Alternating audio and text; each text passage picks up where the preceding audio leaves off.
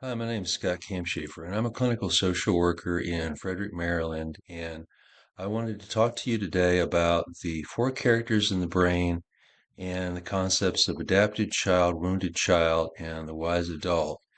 This is a combination of concepts from Jill Bolte-Taylor's book, Whole Brain Living, and Terry Real's Relational Life Therapy Concepts, and is a way to aid and improve uh, communication and partnered relationships. So, what I first wanted to go ahead and talk about is the four characters in your brain, is how Joe Bolt Taylor describes them. And going around from in a counterclockwise manner, and the circle depicts your brain and the two hemispheres in your brain, along with the medial line delineating the difference between uh, the upper lobes of your brain and the parts of your brain that are near closer to the brain stem.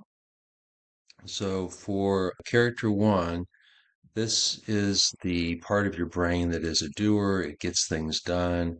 It operates a lot like an adult, but it also can be very judgmental towards oneself or others. And as I wrote up here in the description, it's kind of a parentified child. It's very logical in its approach to the world. And most people spend, I'd say, at least in our Western society, the vast majority of their time in character one. Now, when they're not in character one, they can be in character two, which is the part of the brain down here on the left side, closer to the brainstem, that stores most or all of the bad, sad, and disturbing memories that we have from our lives. Most of these are formed in childhood and tend to persist throughout our lifespan. And these also contain the negative feelings that are related to those disturbing memories. And it's also where the internal family system concepts of parts derive largely from, such as those that harbor anger, angry parts, parts that tend to harbor a lot of fear, fearful parts, addictive parts, guilt and self-loathing, self-hating parts are largely reside in this part of our brain. And that's basically what the left brain consists of.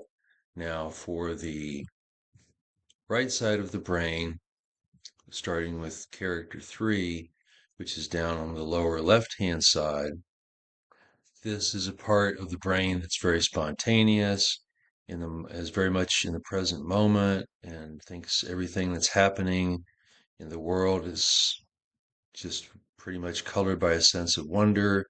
It enjoys connection between others, the rest of the world. It has a great present moment awareness and is very much focused in present moment experience, can be very playful, but it can also have very explosive anger in certain instances. When threatened by danger, it can also help to get one out of immediate danger. For example, if you're like standing on a street corner about to cross the street, may not have looked, but it may be very aware that there might be a bus or a car coming that could possibly collide with you or hit you if you stepped out onto the curb, and will cause you to hold back instead of enter the intersection, even when you don't necessarily haven't looked both ways first to decide on whether to cross or not. So that's character three. And then character four, the way Dr. Taylor describes it, is this part of the brain on the, again, left-hand side, top lobe, that has tremendous compassion and empathy, can experience great connection to others in the universe. It has immense capacity for gratitude, a lot like character three does, and has a total present moment focus. And the key for the right brain is connection, present moment focus, global awareness, global expansive consciousness. And it's this part of the brain that I'm going to call attention to for the last slide, probably as much or more than anything, as far as being able to help one to be more relational with one's partner. So basically, in this second slide, you see the brain again,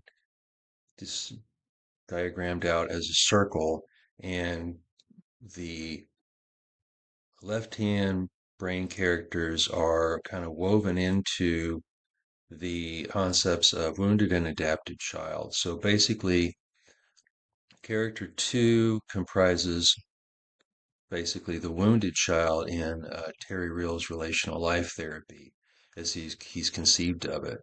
And just to talk some more about this part, the wounded child is, as I mentioned already, is basically the character two from the previous slide. It's a part of one's psyche that harbors the negative emotions from childhood along with the associated memories. And it doesn't necessarily do a lot of the interacting in terms of the relationship with one's partner, but it a lot tends to gyrate around it. And in doing the couples therapy that I do, that the relational life therapy model suggests, the wounded child is the focus of very early work between the spouses to help build empathy between one another. Because if each partner sees the wounded child and how it tends to experience the world, they'll probably have a lot more compassion and empathy for their partner. Partners can have a keen awareness of the wounded child in their partners without being able to describe it in so much detail. But then there's the adapted child, which tends to do a lot of the interacting in the relationship with one's partner. And this is basically analogous to character one from Jill Bolte-Taylor's Four Characters in the Brain. And as I mentioned here in the description, it adapted to the situation or situations growing up in your family of origin, much like and it functions much like an adult, but it's basically a parentified child in reality. However, it does a lot of the interacting with one's partner, and oftentimes in friction filled or negatively charged ways. And one of the things that bonds the wounded child and the adapted child together is that the wounded child, since it stores all of the memories from childhood, especially the painful, bad, sad, and disturbing ones, it will often project those experiences into the present and the future. And this can influence basically, one's entire being, um, but it will tend to register with the adapted child as far as sometimes influencing your choices in the present moment. But those are basically projections from the past that are put onto the present and the future. Now, and then and these negative arrows, these red arrows are signifying those projections from the past into the present and to future, thinking about the future at least, what will happen. Terrible things might happen if it turns out to be a lot like it was when we were 6 years old and mother or father did this to us or this happened. But then there's the wise adult, which is the counterbalancing personality to these other two. And it can be viewed as a composite of characters three and four, which are the ones that I talked about just a moment ago.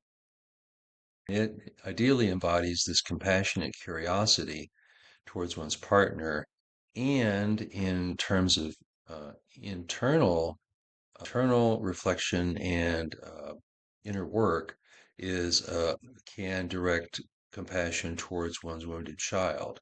And this is something I encourage my clients to do in their couples therapy, is to have a compassionate relationship with your own wounded child as well as your partner, because it works internally and externally too in your relationship.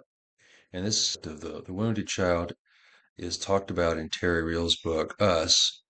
It does borrow a bit from character one, as I wrote here above, in terms of using assertive communication and rationality just to be able to formulate iMessages and things like that, and also to bring some degree of rationality, although it's much more focused on having compassion for one's partner, checking an agenda at the door, and not being totally focused on accomplishing a certain objective with any interaction you have with your partner.